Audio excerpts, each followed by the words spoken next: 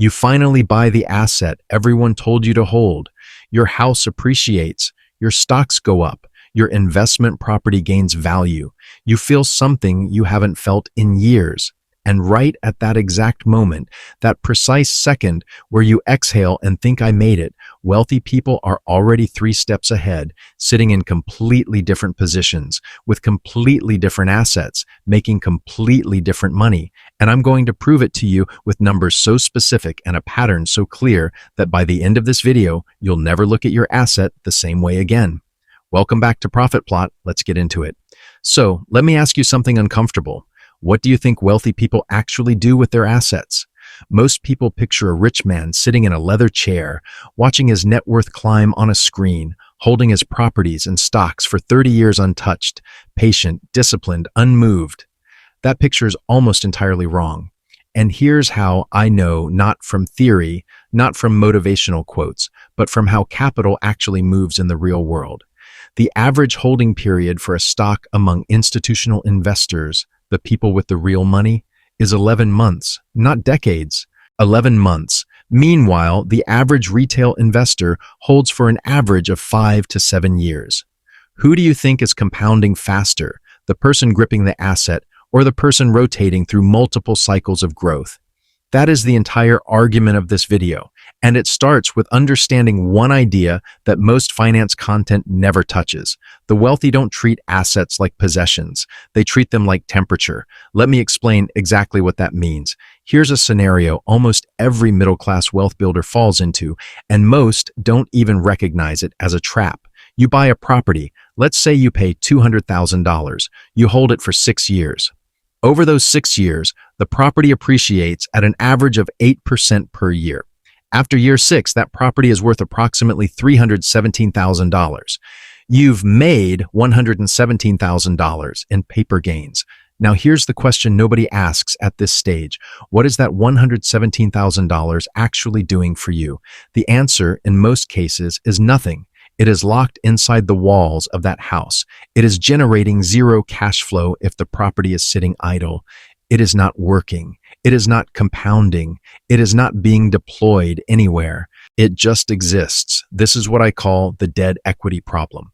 Equity that sits inside an asset with no mechanism for deployment is not wealth. It is a number. A very satisfying number, but a number. And this is the exact moment where the behavioral gap between middle-class asset owners and genuinely wealthy people splits wide open. The middle-class response to appreciation is to feel successful. The wealthy response to appreciation is to ask, what does this equity unlock? That's not a mindset cliche. That is a structural difference in how money gets treated. There is a concept called capital velocity, and it is probably the most underrated idea in building real wealth. Capital velocity simply means, how many times does each dollar of yours complete a productive cycle in a given year? Think about it like this. Imagine you have $100,000. Scenario A, you put that $100,000 into a single asset. It grows 10% over 12 months. At the end of the year, you have $110,000. Your capital completed one cycle. Net gain, $10,000. Scenario B, you put that same $100,000 into an asset with a 4-month cycle, something that returns 5% in 4 months and can be redeployed. You earn $5,000 in month 4. You redeploy the $105,000. 4 months later, another 5%, bringing you to roughly $110,250. Redeploy again. By month 12, you've completed 3 cycles, and your total is approximately $115,763. Same starting capital, same annual percentage rate, wildly different outcomes just because money moved. That extra $5,763 came from nothing except frequency of deployment. Now scale that to $1 million, and you're talking about a $57,000 difference in a single year from movement alone. Not better investments, just faster cycling. This is why you see wealthy people making what looks like irrational moves, selling something that's still going up, pulling equity from a property that's doing fine, rotating out of a position that looks solid on paper. They're not panicking. They're not impatient. They're harvesting a cycle before it plateaus and sending that capital into the next productive phase. Holding feels like discipline, but sometimes it's just fear wearing discipline's clothing. Before we go deeper, if this is landing differently than what you've heard before, hit subscribe right now. Profit Plot drops financial frameworks that the mainstream finance world glosses over because the truth is less comfortable than just hold for 30 years and everything works out. We're not interested in comfort, we're interested in precision. Subscribe and stay with us. Let me show you the actual pattern. This isn't theoretical. This is observable in the behavior of high net worth individuals, family offices, and institutional portfolios. This pattern has 3 phases. I call it the accumulate, extract, redeploy loop, or AER. Phase 1, accumulate. You enter an asset class at a point of relative undervaluation or early stage growth. Real estate before a development announcement. A business sector before regulatory changes create demand. Equities in a company whose fundamentals are strong, but whose price hasn't caught up yet. The wealthy buy with a thesis, not just a hope. There's a specific reason the asset should appreciate, and there's a target exit range built into the original decision before a single dollar is spent. Most retail investors buy because something has already gone up. That is the exact opposite of what builds wealth. You're buying the appreciation that someone else already captured. Phase 2, extract. Once the asset approaches or hits the thesis target, you don't wait for perfection. Perfection doesn't exist in markets. What exists are windows. You extract, not necessarily by selling outright, although sometimes that's exactly the right move, but by accessing the embedded value in a way that doesn't require you to exit the position. This is where tools like refinancing, cash out equity lines, securitized borrowing against portfolios, or partial sale structures come in. The key insight: accessing value and exiting a position are 2 completely different actions. You can pull $80,000 from a property that's gained $150,000 in equity without selling the property. You still own the appreciating asset. You now have $80,000 in fresh capital to deploy. The property continues to grow. You are now running 2 productive assets from the same original investment. This is not luck. This is architecture. Phase 3, redeploy. The extracted capital immediately goes to work in the next opportunity, ideally one that is at phase 1 of its own cycle. Rinse, repeat. Compound across cycles rather than within a single holding period. Here's how the math compounds over a decade using this model. Say you start with $200,000 in investable capital. You enter a real estate position, an apartment in a growing corridor, solid rental yield, a genuine appreciation thesis. Over 3 years, it appreciates from $200,000 to $270,000. That's a 35% gain. You refinance. You pull $60,000 in equity. The property stays in your name and continues to be appreciated. You take that $60,000 and enter a second position, a small business acquisition in a sector with strong margins. Over 2 years, you grow the business's cash flow such that it's worth $90,000. You've created $30,000 in new value. You sell the business for $90,000. You now have $90,000 in liquid capital, and you still own the original property, which by now has appreciated further, let's say to $305,000. Total portfolio value at year 5, $305,000 property plus $90,000 liquid equals $395,000. Your original $200,000 has grown to $395,000 in 5 years. That's a 97.5% return. Compare that to the person who simply held the same property for 5 years. That same property is worth $305,000. Their return is 52.5%. Same starting point, same initial asset.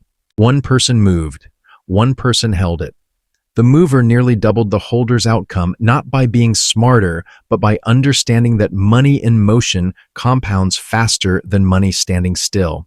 Now, here's the part that almost nobody talks about, because it requires us to be honest about something uncomfortable. Most people hold assets too long, not because of strategy, but because of identity. The house you own stops being an investment at some point and starts being your house. Your name is on the deed. Your family lives in it. Your children grew up in it. And suddenly, the financial instrument you purchased has transformed into an emotional monument. Monuments don't get refinanced. Monuments don't get repositioned. They just sit there, accumulating meaning, while their equity sits dormant. This isn't a character flaw. It's human, but it is catastrophically expensive. Research from behavioral economics shows that people demand approximately 2.5 times more in return to sell something they already own compared to what they'd pay to acquire the same thing. This is called the endowment effect, and it quietly steals years of compounding from people who would otherwise make sharp financial decisions. You wouldn't accept a terrible job offer, but you'll hold a barely performing asset for a decade because letting go feels like failure, even when the numbers say it's the right move. The wealthy, broadly speaking, have found a way to reduce this effect, not by being cold or detached, but by designing their relationship with assets as operational from the beginning. They enter knowing the exit criteria. They don't fall in love with the position. The asset has a job. When the job is done, it transitions. This is the discipline that doesn't show up on the balance sheet, but is responsible for more of the outcome than any individual investment decision. Let me make this actionable in a way that actually respects your intelligence. Move 1. Build exit criteria before you enter any position. This is non-negotiable. Before you put $1 into any asset property, stocks, a business interest, anything, you need a written thesis that includes at minimum: what is this asset's job? Growth, cash flow, inflation hedge, or all three? At what point has the job been done well enough to consider rotation? What would have to be true for the asset to have failed at its job? This forces you out of the emotional ownership trap before emotions even get involved. You're not selling when you feel like it. You're completing a cycle when the thesis says the cycle is complete. Move 2. Calculate your capital velocity at least once a year. Add up all your invested capital every dollar deployed. Then calculate your total return for the year in dollars. Divide your return by your total deployed capital. That's your one-cycle return rate. Now ask, did my capital cycle once this year or more than once? If every dollar sat in the same position for 12 months and returned 9%, your velocity is 1.0. If a portion of your capital rotated through 2 opportunities and blended to a higher return, your velocity starts to exceed 1.0. The goal over time is to push that velocity number, moving from 1.0 to 1.3 on a $150,000 portfolio adds $4,500 in additional annual return that never would have existed by simply holding. That's $4,500, not from better assets, from better movement. Move 3, identify at least one piece of dead equity in your current portfolio. Most people have money trapped somewhere, an old policy they forgot about, a property with $40,000 in equity doing nothing. Shares bought 3 years ago are up but still just sitting there. Not saying sell everything, saying look at that equity and ask, could this capital be doing more right now? In many cases, the answer is yes, and the gap between could and is where wealth gets stuck. Here's the wider truth that ties all of this together. The financial narrative most of us grew up with was built around one idea: accumulate and wait, save, invest, hold, retire. The virtues of patience and long-term thinking were preached so consistently that questioning them started to feel almost irresponsible. And there is genuine truth in long-term thinking. Compounding does reward patience. Volatility punishes panic. But there is a version of patience that is genuinely productive and a version that is just inertia, dressed up as wisdom. Productive patience is staying in a fundamentally sound position while its thesis plays out. Inertia is not examining whether your capital is optimally deployed, because examining it feels like you're messing with something that might still work. The wealthy aren't restless. They're not constantly churning for the thrill of it, but they are actively managing the relationship between their capital and their opportunities in a way that most ordinary investors simply aren't. They sit at a table where the menu changes every quarter and they order accordingly. Most retail investors sit at the same table, order once in decade one, and eat the same meal for 30 years because changing the order feels risky. Markets don't reward comfort. They reward correct positioning, and correct positioning is a moving target. The asset that was the right play in 2019 may be a drag in 2025. The opportunity that looks strange today may be the obvious move in 2027. Flexible capital catches those windows. Frozen capital watches them close. Let's bring this full circle back now. The wealthy don't hoard assets. They move through them with intention. Capital velocity, how fast your money cycles through productive opportunities, has a direct, calculable impact on your total return, independent of the quality of any single asset. The holding trap comes in two forms: debt equity that sits untouched, and the emotional endowment effect that makes selling a position feel like a personal loss rather than a financial decision. 3 practical moves. Design exit criteria before entry, calculate your capital velocity annually, and audit your current portfolio for debt equity that could be reactivated. And the broader principle: patience is a virtue, but only when the thesis still holds. When it doesn't, movement is the discipline. Most finance channels will send you off with something warm and encouraging. I'd rather send you off with a question that actually costs you something to think about.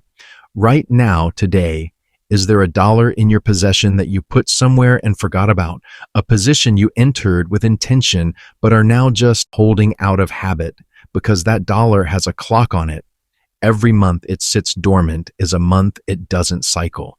And cycles are the units of wealth that don't show up on any statement but show up in the gap between where you are and where you could be. If this video gave you a framework you can actually use, do something with that.